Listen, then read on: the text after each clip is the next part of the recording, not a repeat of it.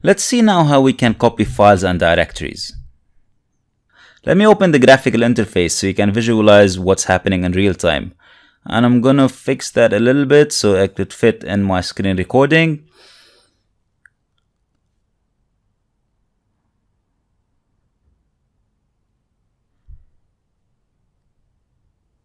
And now what I want to do is I want to copy the test file that I created previously in the temp directory to the documents directory.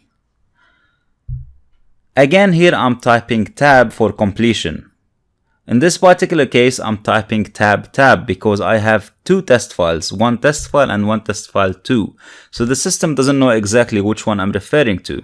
If I type tab once, I type tab twice, and the system tells me there are two files. I'm just gonna go with the first one.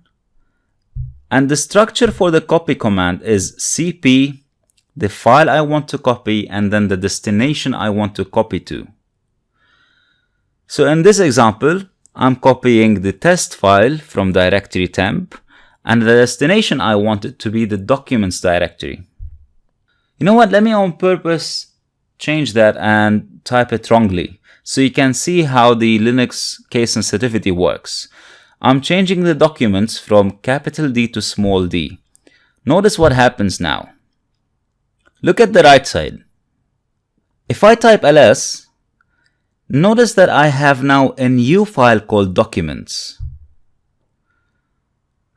And if I look on the right side, I can verify that a new file called documents has been created. So what happened? I mistyped the documents folder name, which starts with a capital D. And instead of using a capital D, I used a small d. So the copy command understood this.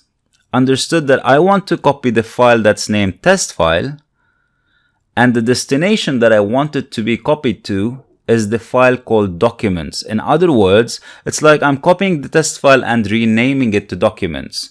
So both now test file and documents file are exactly the same. It's like in Windows when you copy a file from one directory to another and rename it. This is exactly what happened here. I'm gonna clear my screen and let's now do it the correct way. I'm gonna say copy temp test file, and now I'm going to type it correctly using a capital D, which tells my copy command to copy the test file into the documents directory. Now if I go to the documents directory, I'll see that the test file has been copied there. Good stuff. Let's say I want to copy it under a different name. I can do exactly just that. Copy temp test file into documents / different name, or whatever name you want to give it. Let me have another look at the content of temp. So I have directory 1. If you remember, in directory 1, there was another directory nested into it called directory 2. Let's say I want to copy the entire contents of directory 1 and directory 2 to documents. The way I can do that is using the -r option, which means copy recursively. So cp-r/temp dir1 into documents, and here we go. Look at the right hand side. We have a folder dir1, and inside it there's folder dir2.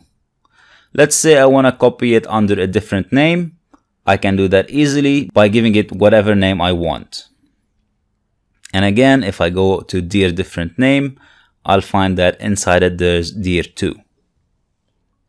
Now here's the thing about copy. It copies without asking us if we want to overwrite a file if the file already exists. So in Microsoft Windows, by default, if I'm copying a file over a pre-existing file, it will either automatically rename it for us, or it will ask us if we want to overwrite it. In Linux, it doesn't ask by default. By default, it will overwrite. So now if I do again, copy temp test file into documents, the old test file will be overwritten without me even being prompted. One simple way to change that is to use the -i option, which stands for interactive. So now if I type cp-i, the temp test file into documents, Linux will tell me The file exists, do you want to overwrite it? I can either say yes or no and proceed.